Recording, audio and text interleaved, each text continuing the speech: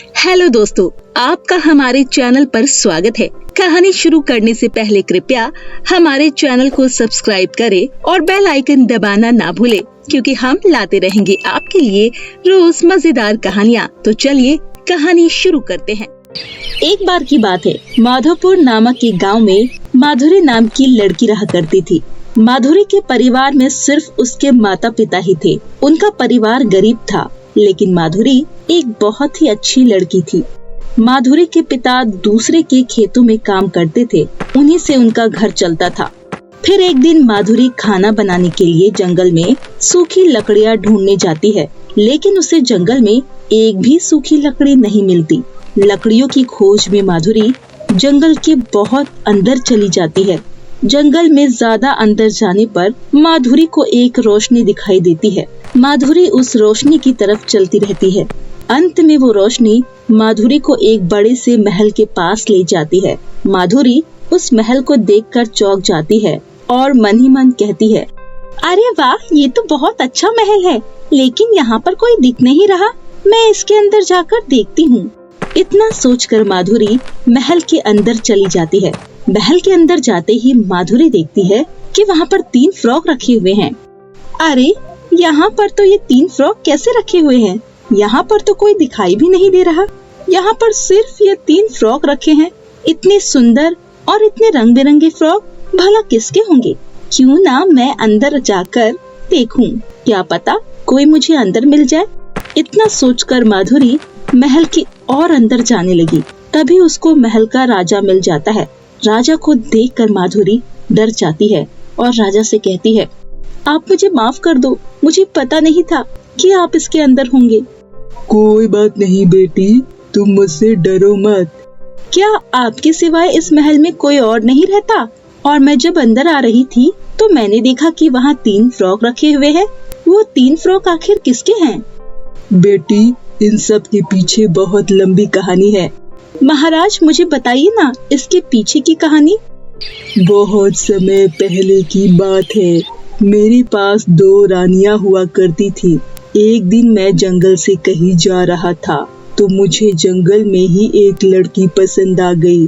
मैं उससे शादी करना चाहता था, इसीलिए मैंने महल में पहुंचकर अपनी दोनों रानियों को ये बात बताई। सुनो मेरी दोनों रानियों, मुझे ये लड़की बहुत पसंद आ गई है और मैं इससे शादी करना चाहता हूँ।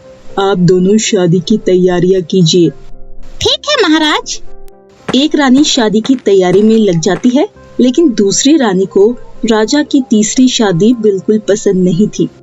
नहीं, ऐसा कभी नहीं हो सकता। अब मैं महाराज को और शादी नहीं करने दूंगी। मुझे महाराज को शादी करने से रोकना होगा। थोड़ी देर सोचने के बाद दूसरी रानी के दिमाग में एक तरकीब आती है और वो तुरंत ही एक जादूगरनी के पास जाती है और कहती है, सुनो जादूगरनी, मुझे तुम्हारी मदद चाहिए। उसके बदले में तुम मुझसे जो भी मांगोगी मैं तुम्हें दूंगी। आखिर आपका काम क्या है महारानी? आप कहें और मैं ना करूं, ऐसा कभी हो सकता है? महाराज को एक बहुत ही अच्छी लड़की पसंद आ गई है और अब महाराज उस लड़की से शादी करना चाहते हैं। मैं चाहती हूँ कि महाराज उस लड़की से शादी ना करें।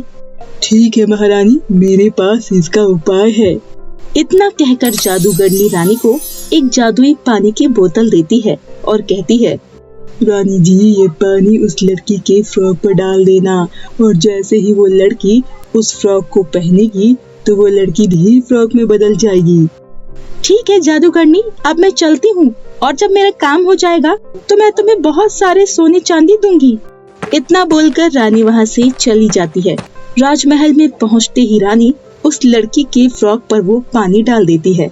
फिर जैसे ही वो लड़की उस फ्रॉक को पहनती है तो वो तुरंत ही एक फ्रॉक में बदल जाती है। लेकिन रानी गलती से सारे फ्रॉकों पर वो पानी डाल देती है और जैसे ही दोनों रानी अपने अपने फ्रॉक पहनती है, वैसे ही दोनों रानियां भी फ्रॉक में बदल जाती है। जब ये बात राजा को पता चलती है तो वो बहुत ही ज्यादा परेशान हो जाता है। इसीलिए वो एक जादूगर के पास जाता है और कहता है, क्या हुआ महाराज, आप इतने परेशान क्यों लग रहे हैं? इसके बाद राजा जादूगर को सारी बात बता देता है। महाराज, आपकी दूसरी वाली रानी मेरी बहन के पास गई थी। आपकी दूसरी रानी ने मेरी बहन को लालच देकर उससे जादुई जल ले लिया, लेकिन अब उसका कोई फायदा नहीं। जब मेरी बहन को पता चला कि सारी रानी फ्रॉक में बदल गई तो वह डर गई और वह ये राज्य छोड़कर भाग गई। लेकिन जादूगर, जब रानी पानी लेकर गई थी तो सिर्फ नई रानी को फ्रॉक में बदल जाना चाहिए था, पर मेरी बाकी रानियां फ्रॉक में क्यों बदल गई? महाराज, आपकी रानी से गलती हो गई थी।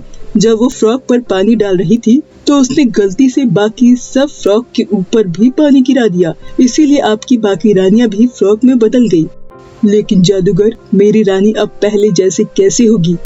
महाराज, अब कोई सच्चा अच्छा दिल वाला ही आपकी मदद कर सकता है, लेकिन एक बात है, आप किसी इंसान को बुला नहीं सकते। वो इंसान खुद चलकर आपके पास आएगा। लेकिन जादूगर, वो इंसान मेरी तीनों रानियों को ठीक कैसे करेगा?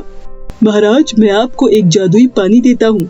ये पानी उस सच्चे इंसान को दे देना। वो अच्छा इंसान जैसे ही ये पानी उस फ्रॉक पर डालेगा, वो फ्रॉक फिर से आपकी रानियों में बदल जाएगी।